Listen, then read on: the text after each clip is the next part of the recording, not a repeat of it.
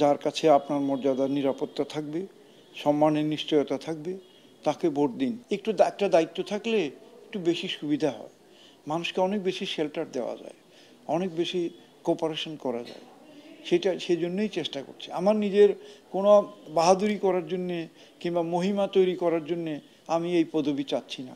সম্মানিত এলাকাবাসী, ভোটার ভাই বোনেরা, নির্বাচনের আর মাত্র একটা দিন বাকি। আপনাদের কাছে আমার সর্বশেষ আবেদন, প্রথমত প্রত্যেকে ভোট কেন্দ্রে আসুন, ভোটাধিকার প্রয়োগ করুন, যাকে খুশি তাকে প্রয়োগ করুন। আরেকটি আবেদন থাকবে, আপনাদের জন্য যারা জীবন উৎসর্গ করতে পারে, যারা প্রতিটি মুহূর্ত আপনাদের জন্য কাজ করতে পারে, আপনাকে পরিপূর্ণ সম্মান দেখাতে পারে, আপনার সম্পদের নিরাপত্তা বিধান করতে পারে, আপনার নাগরিক অধিকারের নিরাপত্তা বিধান করতে পারে, আপনারা আপনাদের সেই বন্ধুকে ভোট দিন, পরীক্ষিত বন্ধুকে ভোট দিন। অন্যথায় এই সমাজে একটি বিভীষিকাময় পরিস্থিতির সৃষ্টি হতে পারে। মানুষের সম্পদের নিরাপত্তা হয়তো থাকবে না, মানুষের মর্যাদার মান সম্মানের অধিকারের নিরাপত্তা হয়তো থাকবে না। এরকম অতি দৃষ্টান্ত দেখে যার ভালো, যার কাছে আপনার মর্যাদার নিরাপত্তা থাকবে, সম্মানের নিশ্চয়তা থাকবে, তাকে ভোট দিন, এই আমার আবেদন। এবং আবার বলছি, আপনারা প্রত্যেকে ভোট কেন্দ্রে আসুন, যাকে খুশি তাকে দিন। এবং সঠিক ভোট এটিও একটি আল্লাহ তাআলার আমানত, দেওয়া আমানত, এটাকে সঠিক ব্যবহার করতে হবে। নাইলে একদিন নিজের বিবেকের কাছেও জবাব দিতে হবে, সমাজের কাছেও দিতে হবে, আল্লাহ রাব্বুল আলামিনের কাছেও এটার জবাব দিতে হবে। আমি বিশ্বাস করি, দৃঢ়ভাবে বিশ্বাস করি, আপনারা সঠিক সিদ্ধান্ত নেবেন, পবিত্র সিদ্ধান্ত নেবেন এবং যথোপযুক্ত সিদ্ধান্ত নেবেন। আমি 20 বছর 22 বছর পৌরসভা চেয়ারম্যানের দায়িত্ব পালন করেছি।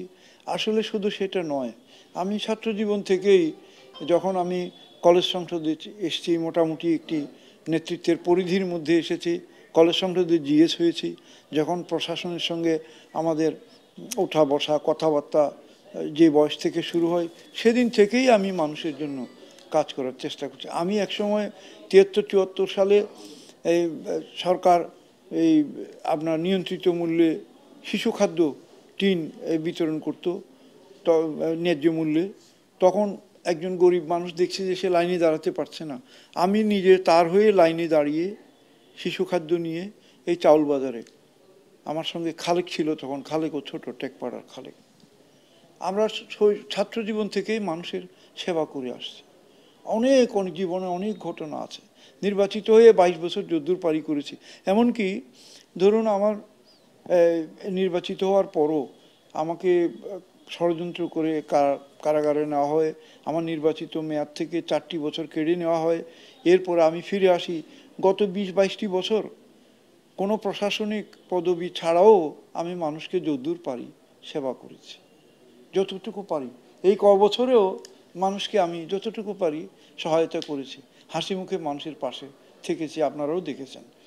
একটু একটা দায়িত্ব থাকলে একটু বেশি সুবিধা হয়, মানুষকে অনেক বেশি শেল্টার দেওয়া যায়, অনেক বেশি কোঅপারেশন করা যায়। সেই জন্যই চেষ্টা করছি। আমার নিজের কোনো বাহাদুরি করার জন্যে কিংবা মহিমা তৈরি করার জন্যে আমি এই পদবি চাচ্ছি না। আমি এই সুযোগটা চাচ্ছি মানুষকে শুধুই সেবা করার জন্য। মানুষকে সেবা করলে আল্লাহর রহমত পাওয়া যায়। ধন্যবাদ। আমি আশা করছি যে মানুষ ভুল করবে না। আমার ছোট পৃথিবীটা এখনো আছে, কিন্তু ঘর তৈরি করতে পারি নাই আর কি। আমার যে এই মানে অর্থের উৎস খুব কম তাও না, আমার বন্ধু বান্ধবরা আছেন, তারা আমাকে প্রচুর সাহায্য করেন। আমরা একটা চিংড়ি প্রজেক্ট আছে আমার, রাষ্ট্রীয় আনুকূল্য যে মাঝে মাঝে পাই না তা নয়, পাই, কিন্তু আমার নিজের জন্য এমন কিছু তাগাদা এখনো অনুভব করিনি। আমার 2টো সন্তান হয়েছে, এখনো আগে নিজেরটা গুছিয়ে নেই পরে করব, এখনো আল্লাহর রহমতে এই মানসিকতা আসে নাই। এটা মোটেও কপটতা নয়, এখনো মনে হয় যেন আগে আমি বাইরের দায়িত্বটা সেরে ফেলি, আমারটা যে কোনো দিন আমি করতে পারবো, এখনো আমার তাই মনে হয়।